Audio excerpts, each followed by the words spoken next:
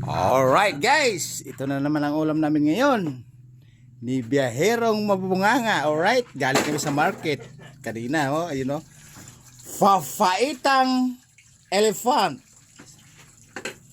Elefante o baka? Or kambing siguro to. Alright guys, ayun oh, kita nyo naman oh. Yung sahog, tungtong sahog, yung ricado. Alright.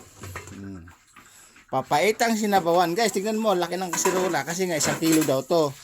Ngayon, ang purpose dito guys, kaya si may sabaw, yung sinasabing long ride, long biyahe, kailangan may sinabawan. Alright?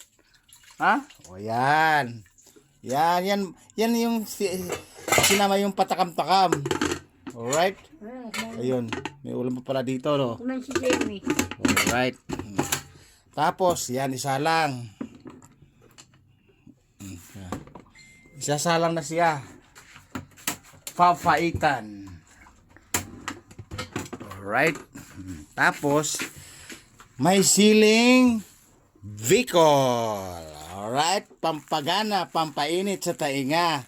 Pampalawlaw ng tuhod. Alright. May nalalaman naman kayo sa akin. At saka, chinipi, ano to? Yung sampalok. Lip sampalok. Pampaasim, pampakilig, pangjaran-jaran, pang-endurance. Alright. Oh, may nalalaman na naman kayo sa akin. Wow, asan? May isda pa? Wow! Alright. Eh guys, galing nga sa market, sa palengke, kasi nga naisipan na bumili ng sinabawan dahil para may long biyahe, pang long ride yung sinabawan namin. Para may sinabawan araw-araw, para pampagana sa trabaho. Alright? Yan ang ulam namin ngayong araw. Now, today, and day, until today. Alright? Ayun, may nalalaman na naman kayo sa akin. O yan. Masarap yan, galunggong lalaki hindi galunggong bakla. Lagyan ng salt. Alright. Guys, marami-rami na to. Buksan mo nga ito. Buksan mo muna. Buksan mo muna. Tingnan ko. Alright guys. Masarap to kasi sa isang linggo, isang beses lang. Minsan dalawang beses sa 2 linggo, isang buwan, 3 beses kaming nagpapaitan. Alright. Ang sarap. Yummy. Alright. Tapos may naka-waiting na tilapia. Galunggong na lalaki guys, kasi pag galunggong na lalaki guys, paliwanag ko siya, pag galunggong lalaki yun daw malasa-lasa, mananam na masarap-sarap. Pag babae daw, parang naiwan yung sarap, parang wala yung sarap. Alright? Tapos again, may sausawan, siling Bicol at kimsi-kimsi na lip sinigang. Ay, tama ba? Lip sampalok. Alright, dahon ng sampalok.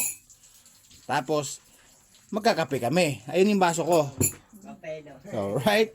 O guys, nakita niyo na yung ulam ni Biyaherong Mabunganga ngayong araw para maganado sa trabaho. Kasi nga, puro trabaho na lang, tapos kailangan masarap yung endurance sa pagkain. Alright? O guys, pinasilip ko lang sa inyo yung routine na binili ngayong araw para sa ulam namin.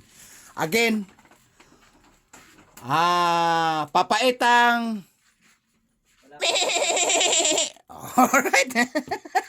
Natatawa ka pa no? Again guys, ulitin ko.